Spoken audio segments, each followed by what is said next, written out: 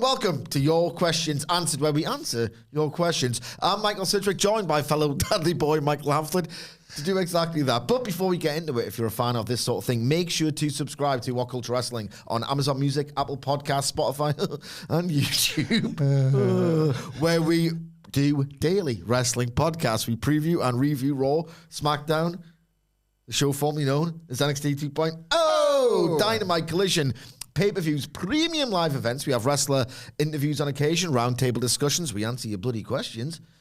And we have a roundup of the week complete with a bloody good quiz, of course, on Wrestle Culture. You all right, mate? I'm good, mate. How are you? Should we answer some bloody questions? Yeah. Just quickly, actually, because we should. This isn't false advertising. We don't do that on this podcast. We don't No do bits. And we don't do bits. No bits. I couldn't help noticing in your brilliant intro, and it was brilliant. Hard job. He makes it look easy. We know it's difficult. You mentioned that we preview Collision. And yet here we are on a Friday. Can you possibly knock out, I don't know, 30-second preview of Collision for the listeners and the viewers? Dax Harwood and Chris Jericho are going to hit each other really hard. And then Dax Harwood is going to go, hey, you want some tequila? No, Grey Goose is your drink. I'm just being nice. And then they're going to knock back some hard liquor. Yeah. They're all going to have red chests. Yeah. They're going to have pain tingling all over their bodies. And I don't care who wins or loses. And I don't think anyone in the crowd's really going to care that much. It's Chris Jericho, and I couldn't possibly care less. And it's FTR in 2025, turn heel already. And there's two other matches, and I don't really care about either of them. Well, yeah, but beyond the headline matches, can the obvious winners beat the obvious losers? I know. That's what I'm wondering. That's the question. We'll have to wait and see. We'll have to wait and find out on Monday, I guess. That's when Wilborn's back in the chair, though, right? Okay. Well, on the subject of AEW malaise, and we will be positive later on, I've selected some questions for that exact purpose. On the subject of AEW malaise, despite I would say an encouraging start to 2025, Dan B asks, if you were booking AEW, how would you quickly and elegantly wrap up this Death Riders story? We are in an infinite loop situation. John Moxley, we need to save AEW. Do we? I quite liked All In. Never mind. We need to say, I loved All In fact. We need to save AEW. Okay, now, well, he did a really poor job of doing that because this dour and cartoonish Death Riders angle is like, it inspires no joy or anything or even fear. I'm not scared of them. I'm just I'm bored. Now we need the Death Riders. We need to save AEW from the Death Riders. I understand that is the actual aim of the storyline, but this isn't a measure of its success. I understand. I would not make a good booker. I would not, because I would just go, give it to Kenny. Yeah. Just give it to Kenny. I would make all of these rash impulse decisions. I would still kind of give it to Kenny. And my idea would be, Kenny Omega, there is so little time left and time is precious. I would have him kill two birds with one stone. He could basically, in his bid to be the wrestling god, the guy who's still the best bout machine, etc., have him go on a quest to become the second iteration of the belt collector, but instead of collecting world titles, he collects all of the men's singles AEW titles, bar one maybe, and goes on to then ultimately defeat Okada and Mox. I would accelerate the Mox stuff and unify the Continental with Omega, and yes, that has ramifications for the C2. Have a world classic instead of a continental classic, and basically, if you're going to do a G1, why not just do a G1? Have all the top stars wrestle each other. Resurgence era New Japan, which, by the way, grew year on year, managed it. Why can't you? It's Shan, to use a Geordieism. It's unfair on Darby Allin because he was meant to get it at Wrestle Dream, and now in my fantasy booking, and indeed many others, he's not even getting it at All In. I feel like he's drifting further away from the belt, if I'm honest. They're giving him, in terms of their plans, or they keep writing him off to delay it. True. Yeah, true. What would you do anyway? Are we allowed to just discount? Do what you want. Right, no politics. Nobody, you actually get to be the boss and people do what you say. Tony can't do that at this point because I know he doesn't have the credit. And that's why this is fantasy booking, isn't it, rather than reality booking. But, I also don't find them any good. However, I am enjoying AEW. So I think to that end, even in my fantasy booking, I would want there to be a logical conclusion and not just drop it cold. Darby Allin was once the guy that felt like he had to be the one to stop all this, but increasingly, and you're probably right, the write-offs are for delaying tactics, but I'm not so sure if he feels like that anymore. I don't know what that is. I don't know if it's just this sense of when Moxley first was like, Darby on it, the guy, out of the way, yo. That was when I was most invested, and now I'm least invested. Yeah. So even the payoff is not something I'm excited about. Maybe that's why, because it's not on Darby Allin, definitely not. But I guess if I was going to rush it, it probably would be him. It probably would be, well, you don't need to throw him down some stairs or have another injury write-off or have him crash his own car or whatever you're doing. I would probably give them a reasonable amount of time, even though I'm making my life worse.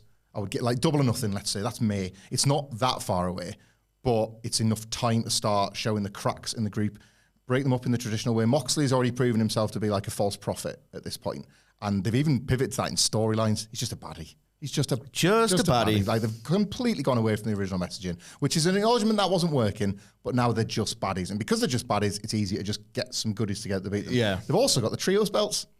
So you're probably best served setting the trios belts into action in a series of awesome matches where it's clear that those three are actually all right without Jon Moxley. Yeah. And he becomes this like guy that like doesn't want anybody to spot that his foundations are crumbling, so that when he loses the title, the world falls around him. Like this emperor figure that he's had, it all crumbles. They're the trios champions. They've looked and been like, we're all right. We're having bangers and we're winning. And then you've got like Jon Moxley, like this just fallen guy, like he's realised all the power, all the madness of it all, everything went to his head. He always really wanted to put over Marina Shafir. That was good faith stuff, even if it's failed ultimately. She's gotten over, so she kicks him in the balls and walks away as well. Yeah, she's had the best possible like closure to all of this. And then it's a disappearance for him specifically, and the man that returns is the one that's like he's had to go through. Sorry. Yeah. AEW, not for me. Yeah.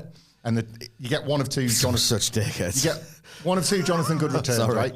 Either returns as a guy that realises he did a lot of wrong, but trust us, can have another chance. As a character, I mean. Yeah. And a lot of the baby faces gradually will be like, all right, you got a bit power mad. Jey Uso. Great, good. Yeah. You got Jey Uso on the brain. But it's funny you say that, because the thing I would say is that he goes back to WWE. Yeah. And we get the Shield back together, like the three snakes, the two mega serious ones. And then, right, but the Shield. That's the Shield. I'm like Yarrow. I've been the Seth defender for ages. November. Alpha. Been the Sether guy. And then Raw. Like, I'm not going to blame the punker for that stinker, so it's Seth's out of my good books for a while. He needs to win his way back. But yeah, break him up. But why not keep the... Because it's like, I like Claudio's this guy, but they are more boring. All of them are more boring. More boring. Even Pac's more boring. Bastard has never been just a straight up babyface for that long. Death Triangle a bit. Yeah. You could have a babyface bastard. Oh, yeah. Never explored it. We've tried a gazillion times and it'd be let him be a babyface as well. Just class match babyfaces. Yeah. Let's get him out of the way, Wheeler Yuta. He needs to stand up on his own bloody 2 feet. Anyway. So Hulk Hogan, not that one, thankfully. Right. What is the best way to get the context and story before watching the Omega Okada matches? Do I need to know or watch anything ahead of any of them? I would say absolutely not. There was no real sort of, if you like, Americanized cable grudge feud betrayal or anything that set everything in motion. It was simply within New Japan Pro Wrestling sports-oriented framework. Kenny Omega won a tournament, the G1, and then he went up against Kazuchika Okada. So it's like, it must have been like, that's a hard tournament to win. It's probably like his third or fourth crack at that, was it? No. He won the G1 first try. So he goes up. We don't do bits. Against, spoilers, if you don't know. I'll try to go you can't not to tell the story. If you don't want the answer to your own question, I guess you skip ahead. I'm sorry. First match, it's Kenny going up against Kazuchika Okada, the winner of the tournament, the guy who is on the cusp of being the best versus the guy who is the best. And he's not just the best. He is at this point in the storylines at the Tokyo Dome, supplanted Hiroshi Tanahashi. Before, in the interest of answering this question, as a review that is both spoiler and not spoiler, you could outline what the stories going at these matches are and maybe not reveal the results. You can't. Bro, they're stepping on my dick, bro. Somebody might not know, is what I'm saying. And even with belts on the line, somebody might still not know. Basically, it is a tale spanning multiple matches against a guy who wins a tournament first try, which is established in company canon and indeed the critical reception to it as the best annual tournament in all of wrestling. God damn, do I miss it. Going up against the ace who is holding the big title, the IWGP heavyweight title as it was at the time. And over the span of 4 absolutely incredible matches, tries to do that. Yeah. It's basically what it is. But the genius twist of that story is that Okada in match 1 is firmly established as the ace of New Japan Pro Wrestling, having supplanted Hiroshi Tanahashi. Over the course of the rivalry, becomes an even more powerful force. It's basically the purest form of pro wrestling competition, but the best ever version of it would be my answer. I'm jealous of you watching it, presumably, for the first time. There's going to be a lot of that this year, I would imagine. It's pretty cool, isn't it? Yeah. Like, for that one. It's funny that, isn't it? Because for all, like, that, you know, I think you've wrote about this, that first match between them, you can tie a lot to that, really. I don't think there's been as much revisiting of the series as a whole that you would have imagined in more recent years, considering people's thirst for Kenny Omega in particular while he's been gone. There's been minimal crossover. But like for the immediate nostalgia for New Japan's golden era, since that's frittered away, like you don't see the whole series coming up much, do you? I think there's a lot of talk of the first and a lot of talk of the last, but there's so much to love. The middle too as well. I know. And I think this year you're going to see a lot of people watching the set. The third one is probably the biggest achievement of the lot. Yeah. Because I remember when the third one was announced, we were sat in the old office going, why are you going back to that so quickly? Yeah. And there's a certain reason, time limits, why you're thinking this can't be great, like the other two. Foolish. You fools. To doubt the great Kenny Omega. Chef Nacho Libre asks, if you ranked AEW stars in a Premier League setting, who are in your Champions League spots for 2025? Essentially, who deserves to be the top 4 stars pushed? Kenny Omega, Will Ospreay, Swerve Strickland, and either Hanger or MGF. I don't know between them two who really wants it the most. I would... Or would you go bold and put a Fletcher in there and just say, you know what, your investment matters, our ability to create stars is real, let's just go with Fletcher above even Hangman, Moxley, Orange, Darby. Can you go bolder still and put Willow Nightingale in there? If they wanted to throw in this unstoppable Mercedes money after both have a series of good matches all year. Well, why the hell not? Like 2024, the best that division was. She feels, we said it before, like she feels like this one that could be everything to this division. The work, the character, the promos. The first, maybe, might be one of the, where they've actually realised the value of integrating females into stables so you can do crossover programs. Willow was that one because it just made so much sense. Stat was first. She's best friends, But then, because there's already a nice bit of needle between Willow and Monet, and up till this little run of form was one of the best things she did as well. Yeah. If they have good years, that's all in worth, isn't it? Yeah. Like, maybe Mercedes for me. Can I say, I don't know why I'm going to mildly annoy people here, and I could just bypass this question. Willow Nightingale had an incredible match at All Out 2024. The peak, really, of what she's accomplished in the ring. Can you really say, compared to Kyle Fletcher, right? And I'm going to try and, like, remove conversations about women should get more parity and all the rest of it, just pure talent on talent basis. Can you say she's done what Kyle Fletcher has done, and every single time she gets in the ring, she just blows away what she's been doing this time last year, or this time 2 months ago, or this time last month? Well, yes and no, because no. Based on I'm not saying she's stagnated. I'm not saying she isn't amazing. I'm not saying she's enormously popular. I'm not saying I wouldn't push her heavily. I'm just saying there's a little tangent for no reason other than to get people annoyed with me. Does she do that? I think she was and did do it in 2023 and then hit a wall like a lot of them do. And we haven't seen Fletcher's wall yet. But you can never tell if it's the booking or not. Yeah, you know? That's true. With the women. Fletcher hasn't hit a wall yet and might. We're in it. We're in the middle of Fletcher's at the moment. Yeah. I would argue him versus like loads of men and women. Do you know what I mean? Like we talk about it all the time. It's amazing when somebody actually runs with the ball. But Fletcher was so good in the C2 as well. Yeah. It's just like, it's not just, he's a guy who has a great match with Ospreay. No, he's doing it right now, and it feels him and Swerve jumped out of 2024 as the ones that were given the opportunity, took it, made it even better. Remember their match? And it was just like PWG landfill, and how both of them just decided, hang on, because I think there's some criticism about That was Swerve's first. I was going to say that was the Dynamite after he won the belt, wasn't it? wasn't it? First appearance as champion. I think both of them must have responded to that criticism because everyone was like, just doing a typical Dynamite match. That's the first thing you do with Swerve. I think both of them took that personally. Yeah. Who did you? So I'm with you on Omega. Omega, Ospreay. I mean, come on, Ospreay, Khan. Yeah. Swerve. He deserves. He just looks weird without that belt to this day. I don't know. Maybe Willow is my fourth. I'm just saying. Like, I think I'd maybe go Fletcher over. I think these are the problems that Tony Khan faces every single day, and half the time you can't blame the current version. You blame the old versions of Tony Khan who was so greedy signing everyone. It's also the question is one of them sort of like ideal scenarios, isn't it? Where if you at the start of the year or start of whenever your wrestling year begins, if you're going like event to event or whatever, that's the ideal scenario where you've got you're here and I want to get you there. Yeah. You're here and I want to keep you here. You're here and I want to get whatever it is.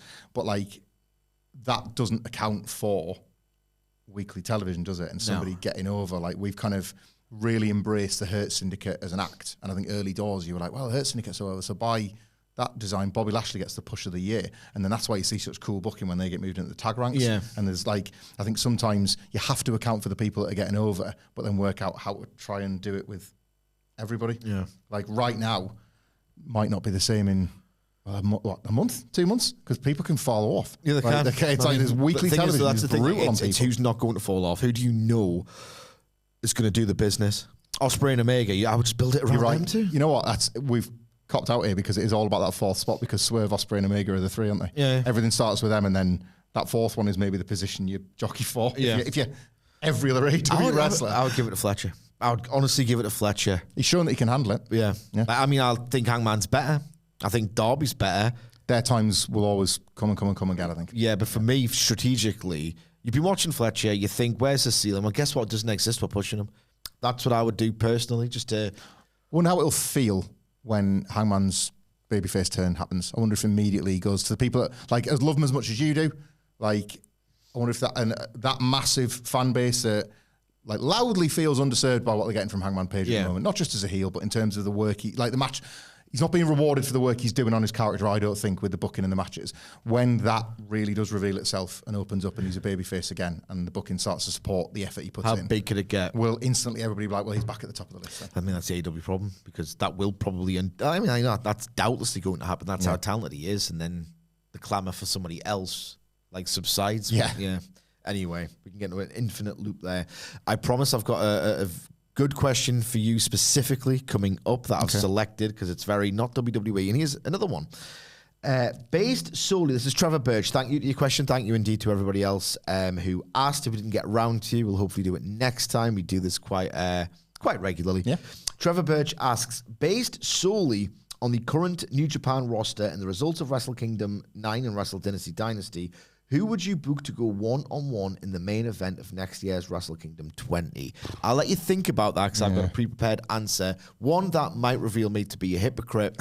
They do a lot more of this in New Japan than in AEW, far more elegantly through kind of whatever reason, the narrative framework, the idea that it's not based on like too many betrayals and whatever you want to call it. But they do a lot of, not war for the soul of New Japan, but they do very ambassadorial rules in terms of who's the ace of the promotion.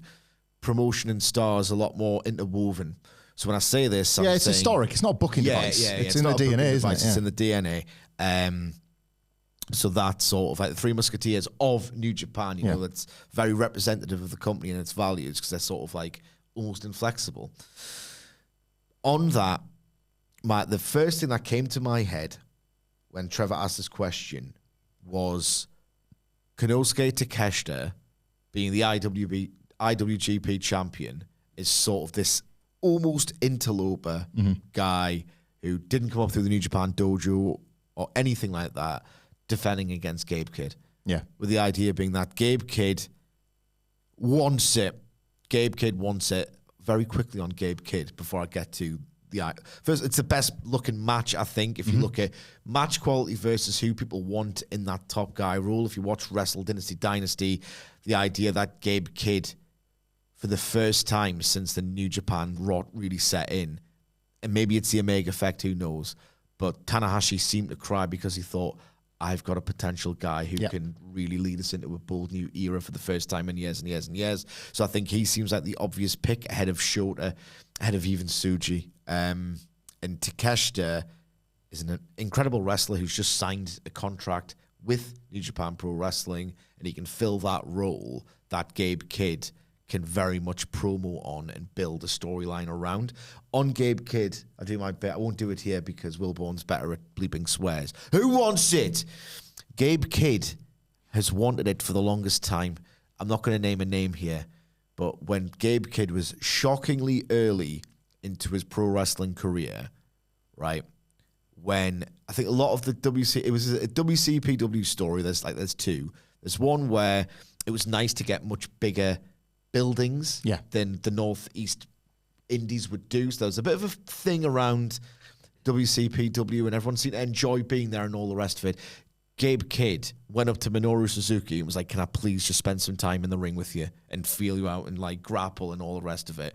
He spent a lot of his time doing that. And shockingly early into his wrestling career, Gabe Kidd was very much controversially like asking other people who wants it, and if they didn't want it enough in Gabe Kidd's mind, he could be quite sort of like angry and provocative and forthright with them. He's wanted this success in pro wrestling to the detriment of making friends in his own personal free time and the life for years and years and years at this point. So you know he's dedicated. Yeah. We haven't talked about the feeling as relates to New Japan for the longest time because it's not been, we don't cover it, but because it's not been there, is it? No. Like Gabe Kidd. Not at all. More than Kenny Omega, Gabe Kidd gave me the feeling because Kenny Omega is already Kenny Omega. And you knew that the AEW return was happening, so you weren't necessarily mapping out what was Kenny Omega going to do in New Japan. You were thinking, what's Kenny going to do in AEW? As good as he always is in like the Tokyo Dome and in Nuge. So Gabe Kidd was huge. Gabe Kidd was the first one for me, and I immediately started thinking of him cutting a promo, being it's not going to be the first time I make you cry in the Tokyo Dome Tanahashi, and because it's going to be Tanahashi's last. Like, he doesn't have the retirement, but he beats him. Yeah, and then they do a New Year's Dash, a follow-up event that is his genuine, fond, tear-soaked farewell. But like Gabe just takes this genuine sentiment between him and Tanahashi, and then just goes full like heel with it and says like, "Did I make you cry last year, or was that somebody else? Well, it should have been me, and I'll do it the second time around." And Tanahashi gives his one last amazing gutsy performance. Doesn't just think it at a desk. He does everything he can in the ring to make it while he goes. Like a proper presidential send-off from Tanahashi, which again sort of feels rooted to how New Japan want to sort of make stars and connect legacies and connect eras and things like that. I think there might come a day for the shooter, but I wasn't necessarily convinced. Maybe it's all about how the heel turn looks and feels, because the babyface one is dying in front of us. Yeah. So I don't know about that. So you could say Gabe Kidd and Yota Tsuji and be like, here we are, it's New Japan, best foot forward, so-and-so. But again, I don't think Yota Tsuji had the standout. No, I think people needed, and people really love that match. I said on the review, I think you'd already gone at this point, your part-timer, that as good as Tsuji Finlay was, it didn't feel like that breakthrough you have made it on the big stage match. It was simply... I think it was more Finlay surprising people that he could go. Yeah. That felt like the takeaway. Yeah. Aye. But can I just say, if he can catch that iceberg without looking... That's cool. That's the coolest thing I have ever seen. It's incredible, isn't it? Unbelievable. So you push him on that basis. Put the bail on him, man. Give him the bail. You can catch a bag, you can catch a bail. Ain't just about to catch her, it's about to throw her. So what about Jack Perry? How about Jack Perry can kiss my ass? A really good question that I think you'll have a lot of fun with here. No pressure. It's from Peter Sherrod. I'm sorry, I can't speak. Which is bad for this job. Who's more insecure? Early 90s Hogan, mid-2000s Triple H, or this version of The Rock? Oh, I love it. It's Triple H. Yeah, it's always Triple H. And I'll tell you why. I'll tell you why. Because then, now, forever together, Triple H is in a big old castle, but it's always made of sand. Yeah. Always. Hulk Hogan had his insecurities. Of course he did. Why? Because the business started to pass him by. Yeah. Like he didn't want to admit. The cultural moment was expiring. It was as much about Hulkamania being in perfect lockstep with Reagan's 80s and then pre-scandal hit WWF, this sense of they will love me forever.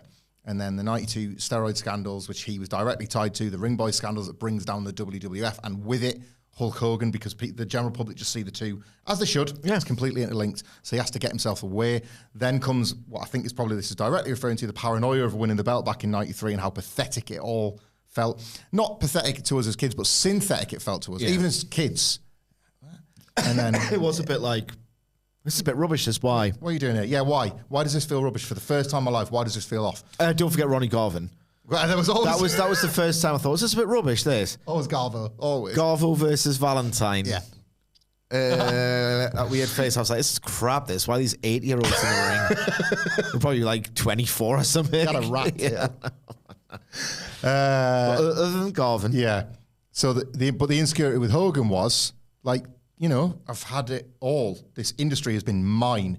And you would feel insecure having that taken off you, wouldn't you? Yeah. You would. You absolutely would. Similarly, The Rock is watching two industries get taken off him because I don't know if you spotted this on NXT, Sidge, but he revealed that he's actually the final boss.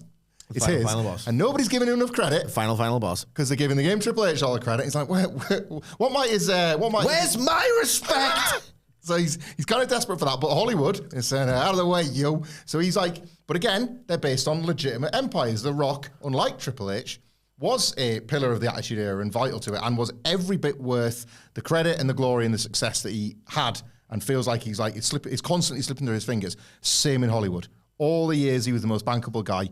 The franchise saver. Yeah. You cannot really begrudge his insecurity and paranoia.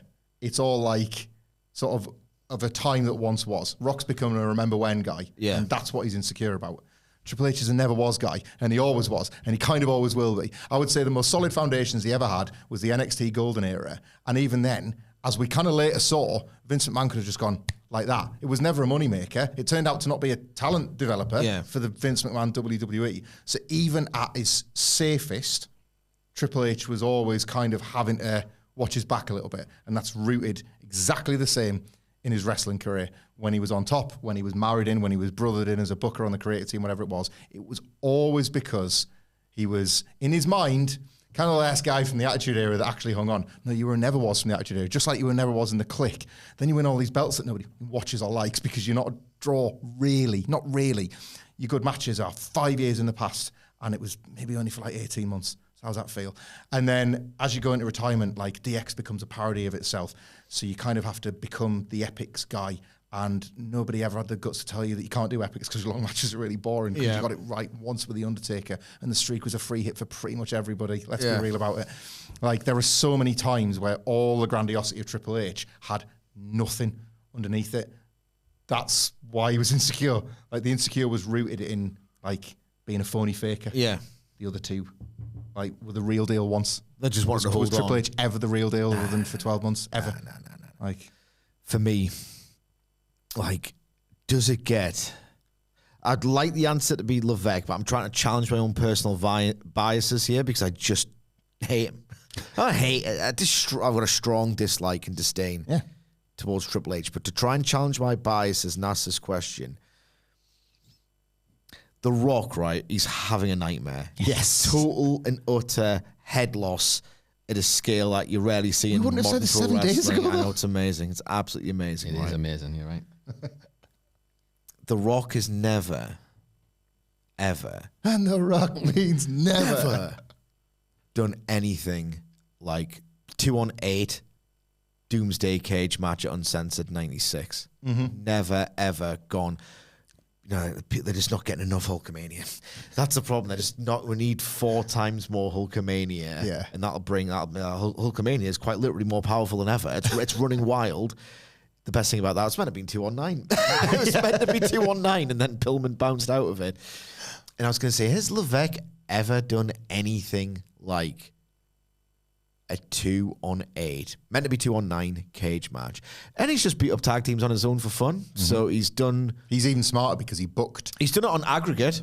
Yeah. He's done 2-on-8 Doomsday Cage kind of on aggregate.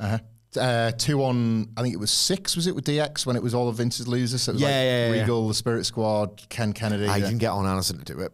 He didn't get Ric Flair to be the first guy That's true, in the that's true. side-scrolling beat-em-up. I'll tell you why was that match. But Hogan booked that in which he was like just out front and winning it. Triple H was so insecure that when they did that WrestleMania pick your opponent's poison deal, he was like, Cena and Orton, you can fight the whole damn roster. And he was like, because I'm that smart. I'm smart and funny and I kick ass. Yeah, my dick's so big. Hogan kind of knew what his lanes were, and his lanes were just being Hulkamania. It was Hulkamania lane. Triple H was like, I'll have 12 lanes, please. So the answer is ever is Paul Levesque. It's the game. The game, Triple H. Always the game. Jules, Angel Kitty, lovely Jules, has asked the question. Well, she said, don't blame you, Recollision. My question to both of you is, have you listened to the Tunnel Talk interview with the Bucks? If not, why not? No, I'm sorry. I love the Young Bucks, so I'm trying to avoid them opening their mouths. I don't know if this is the one where they were talking about how, we were just bad on purpose. Get it? Caught like that getting aggregated over Christmas. I didn't actually see the interview. I should probably investigate to see if it sounded Tunnel as Talk's bad. a good pod, so it could have been that. Yeah. I don't know if it's as bad as it was written down. I should probably investigate. But I did say that they might have been dialing it back on TV because I said they'd entered the Gentleman's 3 era on TV. Wouldn't have admitted it. Yeah. I was them personally. But Jules has got another great question. Top 5 80 songs, please, from you both. Oh, you're on the spot. I really should have. Yeah. Sorry, mate. I'll talk through mine, okay, while you get thinking. While you think of every song that came out in the 80s. Yeah. Right. So, number 1, because it's literally my favorite song of all time. It's got that jaunty, upbeat, sort of 80s naivety to it. Mm-hmm. Because there are songs that were recorded in the 1980s and there's 80s songs. It's kind of a difference, you know? Okay, yeah. I think this sort of qualifies as both. Let me just say, I've put one on my screen because I think I know what it is. Okay. Just a little game for myself, this. Okay. So number 1, it is the sound to me of when people talk about what they feel when they have a religious, I'm not joking here, a religious experience. It is the live version from Stop Making Sense. This Must Be the Place, Naive Melody, Talking Heads. It's my favorite song of all time. Okay. It is just... Yes. I stopped listening to it for a full year. In the summer, I revisit it, and then I listen to literally nothing for a week on the commute to and from work. Like, literally nothing for a week. Mm-hmm. It is a religious experience recorded in a song. It makes me feel like I'm very, very misanthropic. I see the worst in a lot of people. I have a very proper... sixth form True Detective season 1 approach to what I think of people. You know what I mean? I do. I should get over it. That song is so beautiful that it makes me think, no, Mankind was not a mistake. And I know it's pretentious, but that is my the best, I think it's a key change of all time. Songs from the Big Chair is an absolutely incredible album. Mm-hmm. Everybody Wants to Rule the World by Tears for Fears. It's a great shout. Just, I miss the social climate where you could make a song like that and it wouldn't be sort of coated in layers and layers of irony. Yeah. Like just full on, triumphant, skyscraper very chorus. Sincere band. Very sincere, you know. I miss that. This one is a song recorded in the 80s more than an 80s song. Sheila Take a Bow by the Smiths. Yep. I absolutely love it. It's just got this sort of like maudlin. It's like a very glam rock stomper for the Smiths, but it's got that minor note in between. Any of their ones that shouldn't be as good as they are. You know how like game shows and TV shows like will end a song with something sudden. Yeah. Only the Smiths should be allowed to do that. Like, yeah. Like sometimes when other artists do that, it sounds like the cheesiest way to close something off, but they nailed just that. Do it. Yeah. Absolutely. Q Lazarus, Goodbye Horses. It's known from the 1991 movie Silence of the Lambs. It was actually recorded in 1988. It is what I love about the 80s. It's got that futurism to it. And I like how spooky the synths are. It's like got this really eerie quality to that song, Goodbye Horses. It's another one that if I'm in the mood and it's been a while and I put it on, that's it for a week. That is it for a week. Okay. I've got 2 more, even though I've got 6 instead of 5. Because the last one's my favorite 80s song as opposed to a great song recorded in the 80s. That carries an 80s quality to it. Never Too Much by Luther Vandross. Excellent. It's great. There's a gorgeous 90s Shawn Michaels video of the Ross for Christmas. That was, oh my God. Yeah. It's just so, it's so sexy, goddammit. You feel like a Don just walking around listening to it, and I'm not Don, but I feel like it when I do. My proper cheese pop. It's an 80s song as much as it's a song recorded in the 80s. Is Waiting for a Star to Fall by Boy Meets Girl. Excellent. The saxophones are going mental. Mm-hmm. Only in the 80s could you have a song like that. And again, no one laughs at it. Yeah. I mean, people do, like the punks and the new wave, people laugh at a song like that. But it hits a collective of people, and it's like, oh, it just sounds like a nice triumphant time. And people don't think of it as this like cynical, ironic thing. Yeah. I just miss being in a time like that. Well, on that, actually, an honourable mention for me, because we discussed this on other podcasts. It was only about 6 weeks ago, maybe, like November, early December. Do you remember when I was like, hey man, you need to check out this Real American by Rick Derringer? It had never gotten under my skin before. You're so weird. I know. Dr. Fed. Think about how much of that I've watched and how much of that I've heard over the years, and it's never just hit me as a piece of music. Other than I can understand why an entrance music feels powerful or why the two things are connected, but as an actual song, I'm sat there and I'm like, Jesus, I'm floating on this. Like, it's absolutely unbelievable. I might end up just including this if I can't think of a fifth, but that when you said that, Waiting for a Star to Fall, that feels like that. Mine would be a bit more run-of-the-mill, because that's me to you. Ultimately, it's a bit more run-of-the-mill.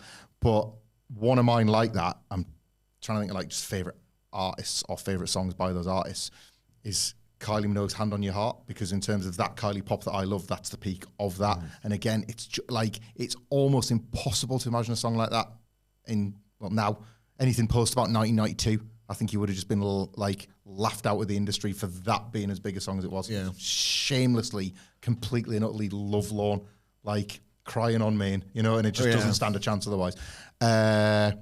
Smiths was the first band that came to mind, so I'll just go with There Is a Light That Never Goes Out. I don't care how Route 1 it is.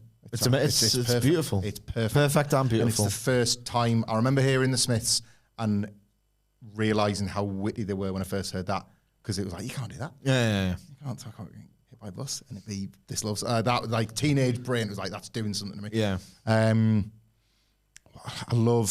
got a playlist where it's just like favourite songs ever. It's like a real sort of exclusive club that can't, no skips, that sort of thing. I'm trying to think 80s ones from there. I love Getting Away With It by Electronic. That's 90s. Nah, man. It's like I think it's like 1990. Nah, it's like, got to be like 88 or something. I need this one. It's an absolutely unbelievable Again, song. it is real, like... Unbelievable song. It was 1991. released... 91. It's time to play the game! Time to play the game! Ha ha ha ha! When was Getting Away With It by Electronic released? Did Nicholas just say 1991? Yeah. I was going to say you should just went for it, mate, and you could have got away with that there. That's an 80s song more than it is released in the 80s. It's got that residual. It's sad that it's gone. It's got that residual 80s quality, but I know it to be 90s. All right. Even before I looked it up, that's why I said it. There you go. I thought it was 89. I thought it was Nope, 91, brother. D-Mob and Kathy Dennis, Coming and Get My Love. It's just one of my all-time favourite like dance pop songs, again from like a genre that I love.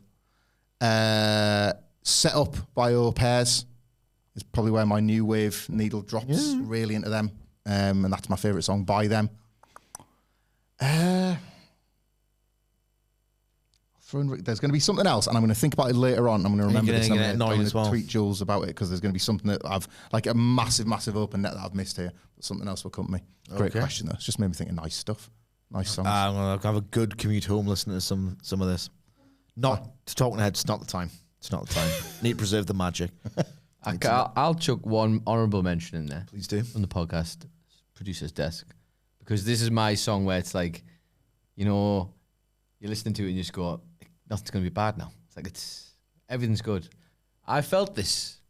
Actually, I won't tell you what. I'll tell you after this. But This Is the Day by The. Is an absolute, like, the day starts, nothing's going to be bad. Get that on. Here we go. Flying. Off to a flyer. 1983. Human by the Human League. Oh! All-time 80s ballad. It's only human. Born to make mistakes. Little talky bit in the middle. Such drama It's in it. lush in it. Yeah. Oh, And God. basically anything boy, 80s is... What, sorry? I said anything boy, 80s. Yes. Anything that boys, 80s Let's period. Dance is amazing. I love Let's Dance so Can't goddamn decide much. if you will love or loathe this. Kingdom Come is version of the Tom Verlaine from the 80s. I love, I just earnestly really love Deacon Blue. So like Real Gone Kid. I think you probably hate that. No, I don't know. It's just not for me. Yeah, 1980. Kingdom Come, cover with Tom Verlaine. So it's a bit of a cheat, but it's outstanding. I'm like, less sort of commercially, all the like guitar music I got into as a kid was 80s based because I've got a much older brother. And the likes like Rainbow and Scorpions and the cheesiest Iron Maiden and they're like kind of, they're already doing like sort of nostalgia tours, AC/DC. Yeah. But none of them really fit that now. I don't count it as 80s music. I do want it to be poppier. I do want it to be synthy. But it is. But like, some of the stuff gets a second lease of life from Stranger Things. Kate Bush, running up that hill. Yeah. Like Richie Blackmore is like an all-time favourite and he did loads of stuff in the 80s, but he's more of a like a kind of weird, folky, proggy guitarist than he is an 80s musician, you know? So Johnny Wrestling. great Thank question. You. And do an entire podcast on You that. could literally do a whole one, couldn't you? Literally a whole one. We're all in our 80s. Fact is what it could be called. Hey. Well, you've ruined it, mate. So Johnny Wrestling asks, have AEW given up on Australia? Since Grand Slam has downsized from a stadium to an arena show, there has been very little emphasis on the event. No word yet on whether it will be a pay-per-view. Should us Australian fans expect a glorified house show? I think there's a bad news, good news to this situation. The bad news is I'm inclined to agree. If they improbably had sold out this stadium that it was originally in, I think you would have got a card. Then again, they didn't do it at freaking Wembley, so maybe not the first one anyway. I think you would have got a stronger card with a stronger promotional push, especially now that the optics surrounding AEW in January 2025, or rather what it would have been in late 2024 domestically, where it's cold, return business to every town stinks. The smart play would have been, look at how big we are internationally. Look at this wonderful backdrop and how huge AEW can be for a few times a year is or whatever. Let's get some great action and make it feel like the biggest event of the year. Now that it's simply an AEW pay-per-view size show, there's just been no promotional push for it whatsoever, really. If you look at when you're on Dynamite, they're always reminding you of when Revolution's happening, and Grand Slam, as Johnny Wrestling points out, is sort of barely goes mentioned. Yeah. Yet there's matches that get a title shot for Grand Slam Australia, but it's never like Revolution has taken prominence, whereas I don't think it necessarily would have had it sold out the stadium. That's the bad news, right? Yeah, I feel like you're not going to get Darby Allin versus Jon Moxley or a match of what AEW thinks is a really big match that they have coming up on that show. The good news is that, especially if you're going live or if you just want to watch a really hot wrestling show with a lot of fans, I do think they've sold out this arena, or they're going to get a very respectable attendance in this arena. It's going to feel like one of their bigger pay-per-views, basically. The good news is that a regular Dynamite has got at least one awesome match on it. Even if it's... Ospreay loves Australia. He'll want to knock it out of the park in Australia. Ospreay did a lot of indies there just for the love of the game. He wanted to build something there. I think he just enjoyed holidaying there or just spending time there as well. Now you're right. You'll get something matched up with Fletcher. Ospreay will want it. That's a really good take. I hadn't thought of that. Is going to make it as big as he possibly can make it. At a minimum, you're going to get a Grand Slam Dynamite size thing. And those shows are at once brilliant, and also you want it to be that tiny bit bigger or that tiny bit better. But I think if that's the minimum you can expect, I think that's a nice and a fair assessment of the current layout of it. You got Bucks versus Ospreay and Fletcher. You got one of the best TV matches of the year last year. Something that's made me think of as well, and we were talking about this over the desk this week, and I want to mention Larry Rabb, who hasn't asked a question, I don't think, this time, but often interacts on the podcast. We love chatting with you, Larry.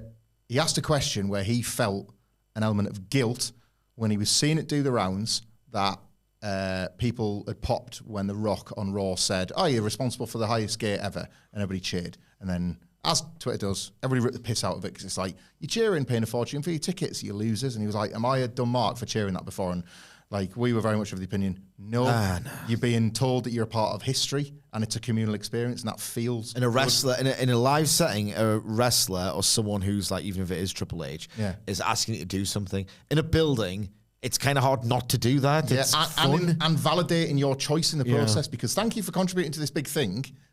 The big thing happened. Yeah, without you. Yeah, they have an opportunity to make that kind of history.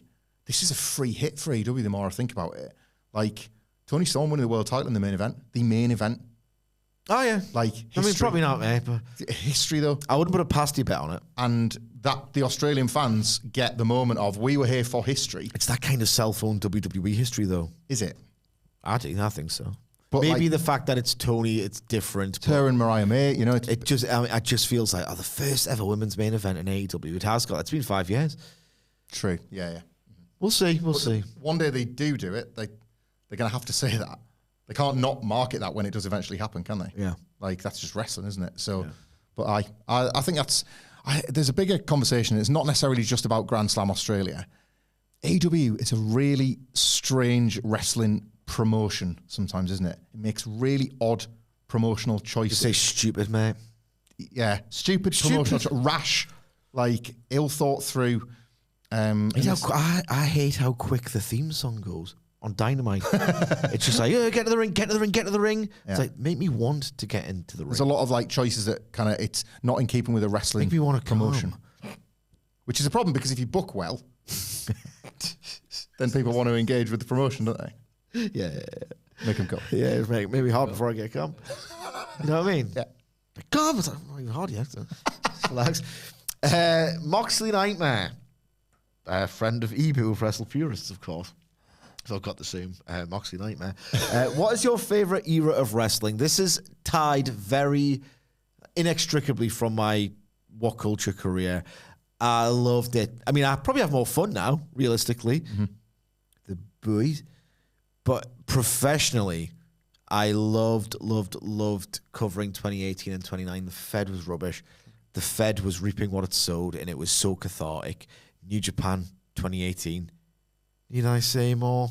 I mean, it was absolutely unbelievable. It was like a weekly, the best thing you've ever seen. A weekly, the best thing you've ever seen. A monthly best thing you've ever seen. Meanwhile, All In's happening. I'm getting popped by Cody on BTE, realistically. He was the funny one. Omega's in his prime. The Fed's rubbish. I'm doing this for a living. It feels like the most important industry shifting time since 2000, 2001. I got this job thinking, oh, well, you know, NXT's good. WWE main roster's awful, and there's not really much else other than New Japan, which I don't think I'll get to cover, to getting to cover that version of pro wrestling. It was just amazing. It was the best of times, and it was the worst of times, and it was the best worst of times for WWE. It was so fun to bury. Speaking like the isolated personal experience, getting the job in 2017, I would have and did watch anything that I was permitted to write about because it was just amazing to be in it. So that's like that period of time, I'd only just gotten into New Japan, and like WWE was trash, but the other stuff that was exciting ultimately, I guess, at least got to All In 2018. Like, that was the first time covering it for a living. So that was always going to have like a great nostalgic warmth. I think like late 2016 has got a bit of that for the same reason, like late 2016 WWE. Who asked the question? Moxley Nightmare. Moxley Nightmare. I got some great news for you. I have two favourites, and you can listen to me talk about them both, because it's a new generation where I'll be recapping on Benno and Hamflett In Your House, every In Your House in order. And right now, like, honestly, 2023, Mark. Raw is Triple X to present and counting. Right now, like 2023 and 2024 are my favourite years. I put it over, love the new generation because it just feels mine. Just feels like you had to, if you loved it, you loved it with all your heart, and you saw the good in it when lots was objectively bad. It was a thing you had to defend for years on the forums and online. It was a period that nobody looked at nostalgically for a long time because nobody had any nostalgia for it. But if it was yours, it was yours. We've talked about like Brett as the main guy that kind of taught you to understand why you love that match more than another match, but there was a lot of wrestlers that were doing that. He was a dealer. Yeah. A lot of wrestlers started doing that in like kind of at the same time as bin men and half men, half cows, you know, and it was like, so, but I'll, because I was the right age for the half men, half cows, I just love the rest, all that. This current run, this current WWE boom, I've been able to cover it. That's what separates it from the Attitude Era. I could tell you all the reasons why I prefer the product now to the Attitude Era, but I was also 13, 14, so of course I love that as well. Yeah. I'd be lying if I was saying like, it feels different now, because like, look how ugly 1999 is. It's hideous here, it stinks of jizz. But Does have so much cum. But like 1998, we've established smells more like cum than 99. Yes. Because 99's got the bigger houses and the more Yes, that's state-of-the-art arenas. But we're teenagers. So it was like, it was the product designed for us. So I'd be lying if I said that didn't like mean loads to me then. Getting to cover WWE while it's been this good, and being able to sit and talk every week as we do. And like the one angle or character or story that I might have liked we started doing these podcasts in 2017. 2017 to like mid 2022, whatever your sort of timestamp is. It's hilarious. Even when I liked a character. Great. In the middle of a 3-hour Raw review, even if it was a character that I liked, there would be zero merit to me sitting here with you and saying, yeah, but Sidge, what about this? Because such an argument wouldn't exist because it could be dead the following week. Yeah, so I like this. Often was. What was my favourite wrestler had a good day at work. Yeah. That was total copium, that dude. I got nothing from that emotionally. I was just like, well, and I see enough 24 documentaries to know enough about the life and know they were a fan. So that must have been nice for them. What a strange and sad way to have to engage with your favourite thing. Not for you, you liked it. Like, this now. Like, this boom will end and I'll be devastated that it's over. Like, I can't believe we've been able to cover a WWE boom. I never in a million years would. I still can't believe it when I watch it. It's amazing. You're right. They don't deserve it, do they? It's a right. You are correct. There are no emotions that you ever could have imagined, like the ones you're experiencing. Jeez, I wish I hadn't asked. I'm sorry, everyone. We're running a little bit low on time. There's a few more questions I want to get to, so I'm going to try and be a little bit more succinct. You too, mate. Momo Slack says, hiya, Sidgy.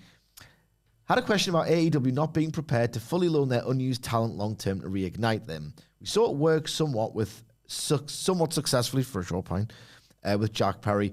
Why can't they just do this with other unused talent like, say, Anthony Ogogo and GYV, etc.? I want to answer this principally because I feel like I make it sound too easy. Other promotions have stars who are there the whole time that they need to push to sell tickets because other promotions actually live in that world, even though WWE and AEW don't. So they can't just say, do us a favor. It's like, well, we've got our own stuff going on. So, and the wrestlers themselves have like roots in their own countries, relationships. I am guilty of making it seem a lot easier than it probably is. So holding my hands up. Ogogo did progress. Yep. Ogogo did progress. It does happen. I just want to say I don't think I've made it clear enough that it's not this catch-all easy thing. No. The New Japan excursion system made it look easy. Yes. And even then, it's not like that's got some sort of 100% hit rate. No. Like, so, yeah, even when you do it, it doesn't necessarily work, does it? No. The American Indies, I will say, are suffering in part due to the way, like, Tony Khan has brought in talent or picked a meme come to life or whatever. Yeah. The way that, like, AEW's existence, as we kind of forecast a little bit, I think, hasn't really been, like, beneficial to the American Indies. I didn't think it would be. Some people did, though. I think you were saying it as like, that won't. They're different. They're not going to hurt the Indies. It's like, well, it'll come. That like, eventually will happen. They've done it unwittingly almost. Yeah, I think in Tony Khan's defense there, I don't think he's meant to do that. But a buyback clause or an end of the season loan as you get in football, that might not be the worst thing. Yeah. Like an outright, well, Ricky Starks, you've not done anything for a year. We're going to take this gamble, but we want you back at the end. Yeah. Then a promotion has exactly 1 year to do with them what they want. That's, I think, more interesting. That's a way to look at it. Yeah, indeed. All professional. I think you might have covered half of your answer, I suspect, with the new generation. But what revision of wrestling history makes you go, well, actually, no, the most? For me, new generation, the creative, Brett, Owen, a lot of it was incredible. A lot of the action was incredible. It was just 3 years of occupational gimmicks. Kiss my ass. But I think we've tried over the years to really hammer this one home. For me, off the top of my head, I'll probably go home and kick myself later, but the one at the top of my head is these contrarian arseholes who say that Misawa wasn't very good or Misawa was the worst pillar. For your tastes, yeah, he could be the worst pillar. Misawa didn't have that string of Budokan Hall sellouts because, he was this robotic guy that didn't have much charisma and was not interesting. I just think it's so ridiculous. This idea that the Misawa bad contrarian position pisses me off quite a bit because who are you trying to impress, you nerd? Akira Taue wasn't as good as Misawa. Yeah. I'm sorry. Like, he was a great, nasty heel who was, like, a bit awkward in his movements, and that's, like, feature, not bug. Yeah. The idea is this brutish arsehole who, someone with more big match composure and immaculate technique, like a Misawa, could just beat and stay ahead of. Like, it worked as a dynamic.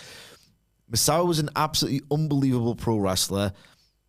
Just the idea that going half an hour can get boring and too many people try to do it now. It's like blaming Shawn Michaels for a lot of like histrionic melodramatic acting that followed him, just because Misawa had that acclaim and a lot of wrestlers who grew up and traded those tapes try and do long matches. I think a lot of that has indirectly caused this contrarian backlash to Misawa. Okay.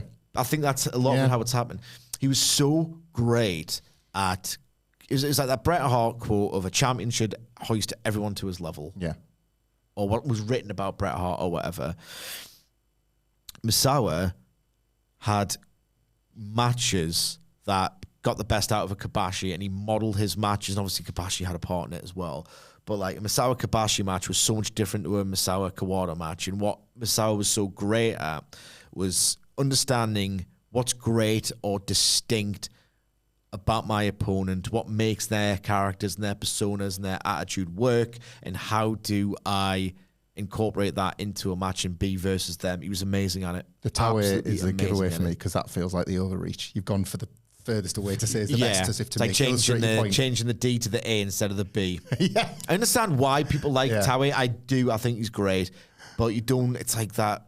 You don't have to mention, Towie is good and I'm insightful enough to put him over. Yeah. What the hell did Misawa do? Yeah. I have one, but it's maybe not in the way around the person asking the question wanted. We were talking about this over the desk the other week, and I feel I can say this because I was there for enough of it at the time, through pictures and videos and racing to HMV every single time a new one came out, and I had a goddamn near religious experience walking into the ECW arena this year. It's more of a best bits promotion than people are willing to. Yes. And there's loads of best bits, and that's the point, right? Is that it was so good. There are a million best bits. Like there's, I've lived a lot of different lives with ECW through watching it and thinking it was the greatest thing in the world. I think most people do if you discovered it when it was still happening. And Paul Heyman once said that the ECW was one of the biggest victims of the Monday Night Wars, and he was right, because weekly television wrestling was always going to pilfer talent and ideas from that first. It was years behind before then, WWE and WCW. But yeah, watching it back. He wanted to be Nirvana, but he was Mudhoney. Yes. You know what I mean? Yeah. Because it's wrestling as well, by the way. Wrestling is going to undermine a lot of what you do because it's wrestling. Yeah, watching it back, if you attempt to watch it weekly, the matches especially, but like a lot of the promos, a lot of the grand ideas, I was the biggest like Dreamer Raven devotee. So much of those matches don't hold up. But if you're telling somebody the story of a guy that can't beat a guy wrestling all around the world for 2-3 straight years, that's amazing how I've just described it. But you don't want to sit through every single match. No. You want to watch 2 or 3 of the highlight reels and then see the finale maybe or something like that, or what the story that got them there.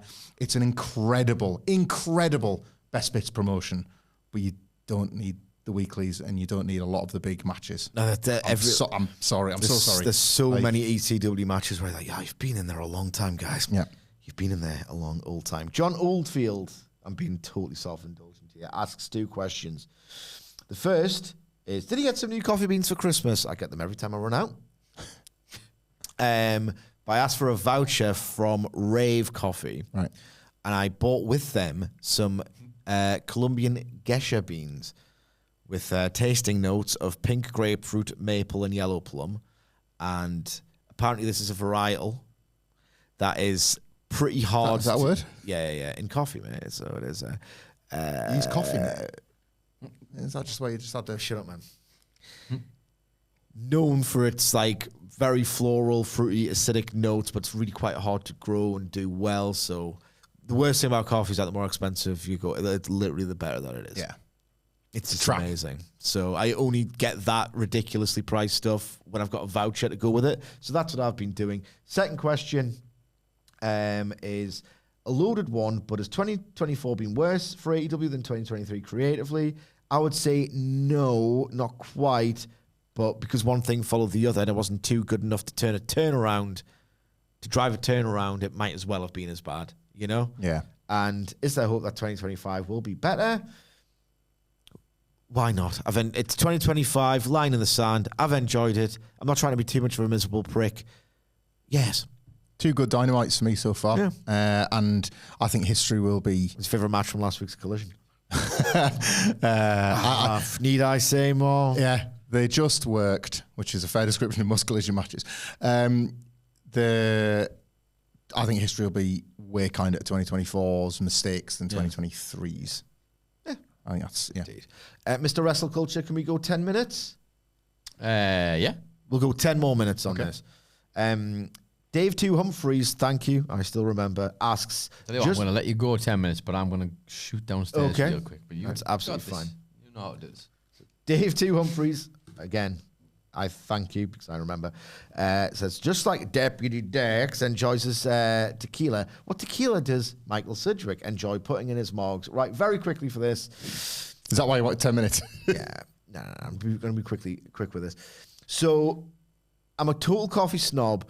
I treat tequila like I treat restaurant wine, where I go for the second cheapest. So it's like, you don't look like this house, I don't care. I'm pretentious enough to go, the second cheapest. So I don't really go for the little fellow with the hat. Okay, yeah. Because it is a bit harsh. I go for what's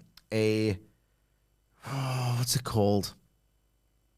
I think it's Cascabel. Cascabel tequila. I don't know it. I can't because drink tequila. the little fellow with the hat, I think it's Sierra. To be honest, if I put no sugar syrup in there more than I would usually like, you can soften that edge. The other one, it's the little head, there's a little guy on there, and that's a little bit too harsh to have it straight, which I sometimes do. Thank you for your question, and thank you. You know what you did. Paul says, howdy there, Collision Cops. Well, howdy do you do? If you were booking, 3 Kenny matches, Kenny Omega, pronoun boy, that are an absolute must for you this year. Darby Allin, because I needed to see it in 2019. I still need to see it in 2025. God damn it. Yep. Look at how he attacked and brutalized and half murdered Ospreay at Wrestle Kingdom. Imagine that, Kenny, against Darby Allin. Yeah. Please. Kenny versus Swerve, because they're both absolute lunatics in terms of what they're willing to do with their bodies if you really study their bodies of work. And I just think, if I see that match graphic for a pay-per-view, any kind of stip attached, that'd be one of the things where I'd be a little bit frightened. It's like, that Hangman Swerve where you're like, what are they going to do to each other? I would have that, and it would just be this well-crafted, amazing match. And number 3, because it's happening, and I'm almost scared of it because you're never going to beat Dominion. What does it look like? I kind of want to see what the Okada match looks like, but at the same time, I want them to leave it alone. So it's 2 out of those 3 for me because I want the Okada match and I want the Derby match for different reasons, but I'm desperate for that Kenny Okada match. Sidge, we've travelled to 2 of the most famous venues in the world for that Okada match. We've never had it. I know, mate. I know you keep mentioning this. Madison Square Garden and Wembley. We should have had it twice. My third one, and I'm a little bit more basic in my Kenny Omega taste than you, but I've also AEW in particular. Like, if and when it happens, as I think we probably talked about the day after the All-In Scrum, the day that Triple H books Cody Rhodes and CM Punk is quietly a dark day in the Tony Khan household. It is, right? And then we've seen other examples of how I think he's tried to address that in 2024. And to that end, because you just never know, Page and Omega books 2. And I want it, and I need it. Someone fantasy booked Ospreay and Omega versus the Bucks. Also great. Yeah, but not the same. Not the same. Not the same. Yeah. Doesn't have the same emotional heft to it. Right. 2 more questions. And yeah, we'll go 5 minutes on each one, probably. Andy Blue says, when did Hamflett fall in love with CM Punk? What are both of your favourite things he's been involved in? I actually have an answer for that. Because... Good. Well, yeah. Rubbish podcast if you did. Let me explain. I say that in the way that often when you're trying to reflect on, it's never quite as clean a capital M moment as you think when you talk about stuff like this. Yeah. Like, we all have what we think is our first match and the first time that like wrestling got under your skin, the first favourite, whatever. But even then, a little bit of it might be like an implanted memory or talking to other people that were with you at the time, whatever. Punk, for me, it really hit when the first room... I always liked him because like he's just one of the wrestlers for me. Loved various chapters of his point, loved the pipe bomb, loved money, that all the headlines, and then a few of the smaller ones. The Wrestling Channel here in the UK gave you a lot of the Punk Raven feud, and like you couldn't not be like, oh my god, to the point where I felt like quite internet forum-y about his WWE arrival. Yeah, come on WWE, all that. Don't mess can't this pretend up. it was a love in my heart, but it was just like don't mess this up. Push CM Punk, all that kind of thing. The real true answer to this question is just incredible match. is 2021 when it went from like to love, because the second that it was like dropped as a news story or as a guys, it's happening, and Brian too, but Punk's actually happening, I like became like for days and weeks I became obsessed with the fantasy booking of that story. The timing of it was probably because of how hot AEW was like best man for best promotion, all the stuff we've laboured over a gazillion times. But I don't know where you got it down. All of a sudden, how amazing the podcast was with Colt Cabana did come up. How amazing the pipe bomb and Money in the Bank was.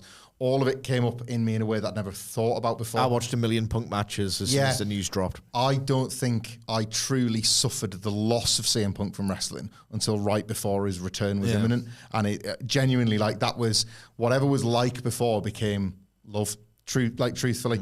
And then to get it paid off with the first dance and the quality of that run only then like strengthened and enhanced that. And I wanted him to be like a needle mover. That was where I felt like vindication, because I was like, I wanted you to back him in 2014, just like I wanted you to back him in ECW and back him after the pipe bomb, and you never did. You ripped me off, WWE.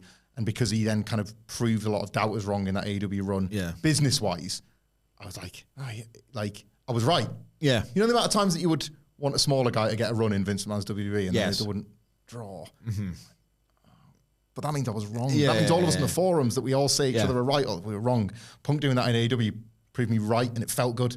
Felt like vindication, all that. So yeah, it was summer 2021. Truthfully, like became love.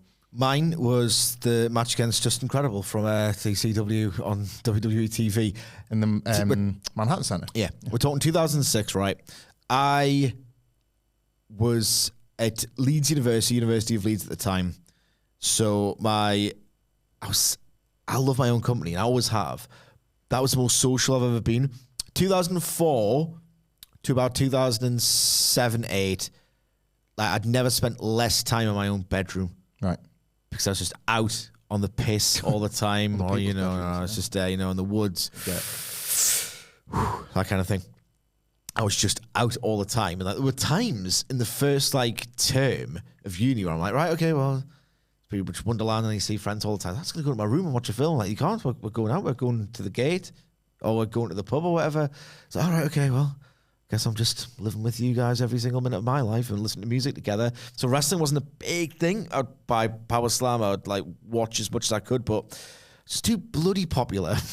Okay? Yeah. So I'd read about the great CM Punk, and there was always that thing of the savior, like the actual savior. Well, WWE's been a bit rubbish since 2000.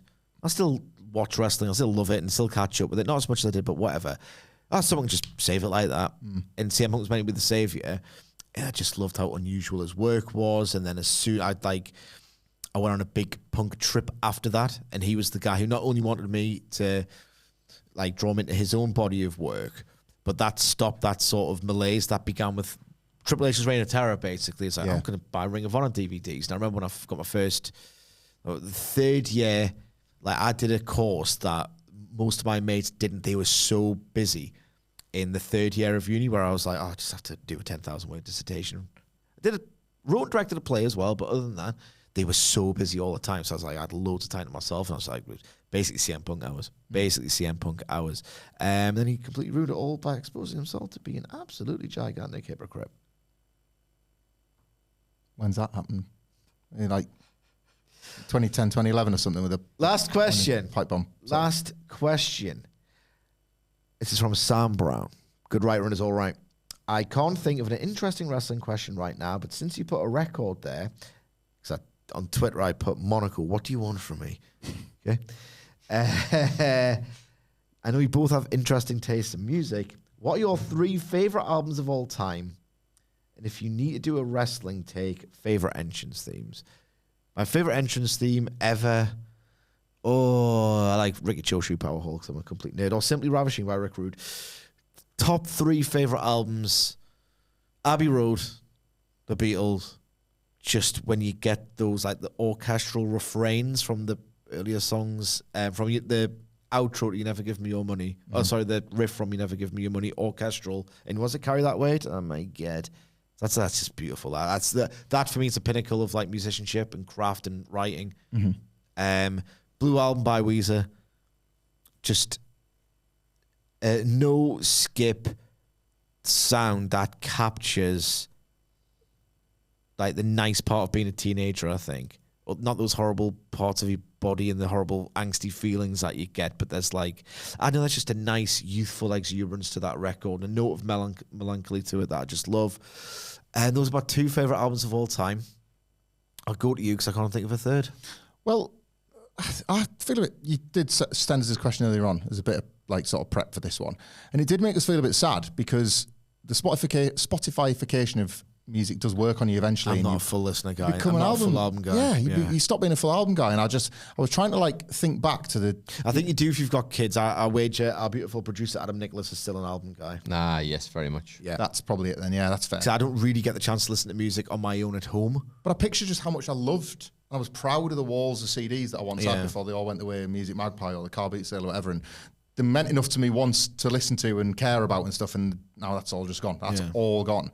Like, I think I had a moment where I realised, with films, when I spent a lot of years saying, I love Ghostbusters 2, but I think The Shining is my favourite film. Yeah, I got old enough just to flip them.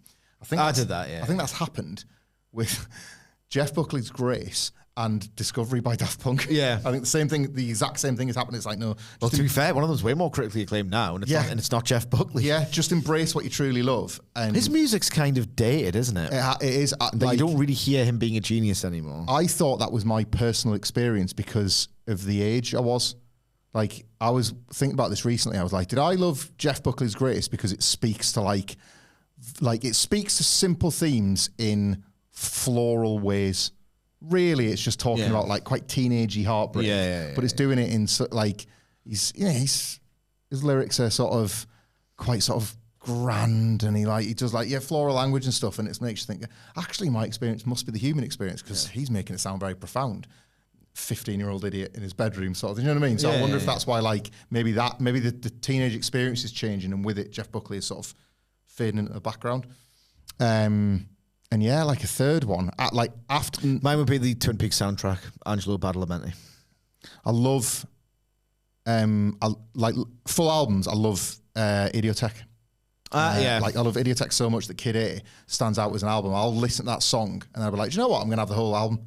It's like an ITV2 movie. When you're like 5 minutes in, you're like, I'm going to watch the rest of this. I'll stick Idiotech on and it's a Spotify breaker. Like I love that song so much. There's never a time when I'm not in the mood for it.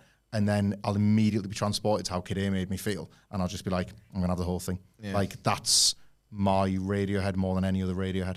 Like, I remember, so I got given the bends, I loved OK Computer, and then I watched the backlash happen in real time to Kid A and didn't get the backlash. Yeah. This what they're doing here is awesome. How did you not get it? And I had a connection with it as a result. So Kid A would probably have been my third. Queen is Dead's probably up there as well, but there's always one crap song on a Smiths album, or one like novelty song on a Smiths album that pisses me off. I went through like my Rolodex, my favourite bands, and I couldn't land on an album that I would put in the favourite, despite like Silent Alarm or by Block Party or like a couple of Cribs albums, and for whatever reason, and I've seen them all played in full, as well, because of how bands do it now, and it's great. And yet, I found it tough to maybe the New Fellas by the Cribs, maybe, but like. Yeah, it's okay to be like, that one thing doesn't quite do it for me. Yeah. Whereas like Discovery, I know it'll be perfect. Grace felt perfect when I was younger and so on. So, well, that's enough for today. Gone along a bit longer. It's fun, this. I like it. Let's just do a music podcast from now on. Willborn will answer for him. It's probably The Car by the Arctic Monkeys. Yeah. The one that he's definitely listened to that. Loves He's it. definitely listened to it. Definitely loves it. Would you want us to do a music podcast? Legitimately, that might be a nice little Ego stroke. Yeah, why the hell not? Let us know on X if you're on there, at WhatCulture WWE. Whilst you're there, you can also follow Michael Hamflett at Michael Hamflett. You can follow me at Sidgwick on X/Twitter as well. If you're thinking, I want another podcast to listen to, guys, what have you got for me? Well, here's our answer to that question. It said the SmackDown preview should also be up right about now. Normal service should resume next week. We are back in business in 2025. Wacky summer will probably happen, but guess what? I'm freezing my tits off. It's January. The good times are here. I can't do outros. Adam Wilborn's amazing in his job, and he deserves more respect. Where is my respect? Give it to Wilborn. See you later.